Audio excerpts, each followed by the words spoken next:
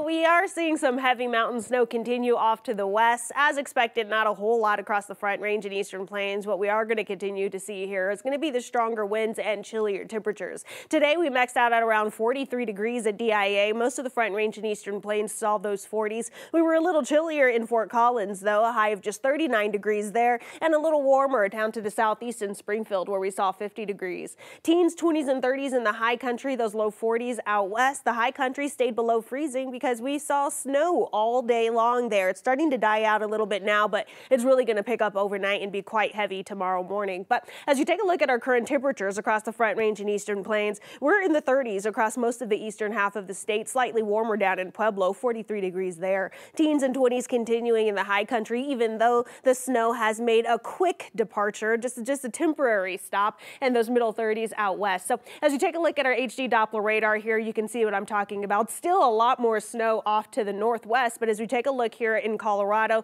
the heavier snow that was falling across the high country today has started to die out just for now, temporarily. We are expecting more snow to continue in the high country. We also saw a couple of showers push through portions of the Eastern Plains, changing into a wintry mix across Burlington as this system pushed its way further east into Nebraska and Kansas. But we take a look at where we are seeing a few flurries right now, mostly in Winter Park, and we can see a couple through Glenwood Springs along the I-70 corridor and a couple off in the western slope. Now, as you go through the rest of the evening, we'll take a look at our futurecast where you can start to see how the snow is going to pick back up overnight. Later tonight, it's getting really heavy across central and northern high country areas. And then take a look by early tomorrow morning. This is some heavy snow across the central and northern high country, pushing into northern portions of the western slope there. You can see maybe a few snowflakes across the Front Range and Eastern Plains, but the heavier stuff definitely staying further west as we go throughout our Sunday. Dying down a little bit as we go into the later afternoon to early evening hours,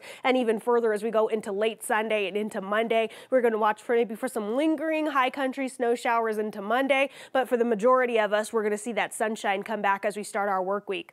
Now, for the snow that we're expecting today, tonight, and into tomorrow, we do have a lot of winter weather advisories and winter storm warnings. Now, most of the area has turned red. This means winter storm warning, where we're going to see those higher totals. This is through tomorrow night, but most of the central and northern mountain ranges, we're going to see a couple feet of snowfall along with very gusty winds. That causes that blowing snow, whiteout conditions, hazardous travel, mountain travel, again, across central and northern portions of the high country, not advised through tomorrow night. In addition to all of that snow and those gusty winds, we do have several avalanche watches that are also in effect tonight through tomorrow night. That's going to be the northern high country through Steamboat Springs here. That's also going to be Park Range, Ruby Range, and the West Elk Mountains. All of these are going to be a level 4 out of 5 danger, so you do want to watch for those avalanche possibilities. Could be life-threatening out there. In addition, with all of the snow, we do have strong winds, even in areas that aren't seeing a ton of snow. So we do have high wind warnings all the way in through Wyoming, but most of this is going to be the northern and southern foothills areas where we could see winds gusting up to around 80 miles per hour. Those are some strong winds.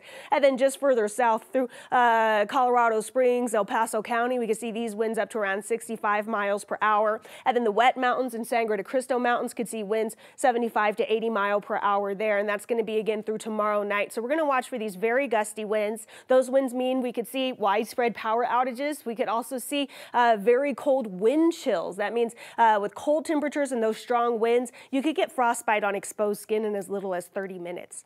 Overnight tonight, we're going to see those lows in the teens and 20s. Tomorrow, we're going to see temperatures a lot like what we saw today, mostly in the middle 40s around Denver. Most of the Front Range and Eastern Plains lower to middle 40s, a little chillier tomorrow in Colorado Springs. We're staying near freezing in the high country where we're going to see more snow, and then those low 40s off in the western slope. So this weekend has been very snowy for the high country, very chilly and windy for the majority of us, but all of that will come to an end as we start our work week. The sun returns Monday and those temperatures start to rebound behind it. We're back in the 60s by the middle of next week.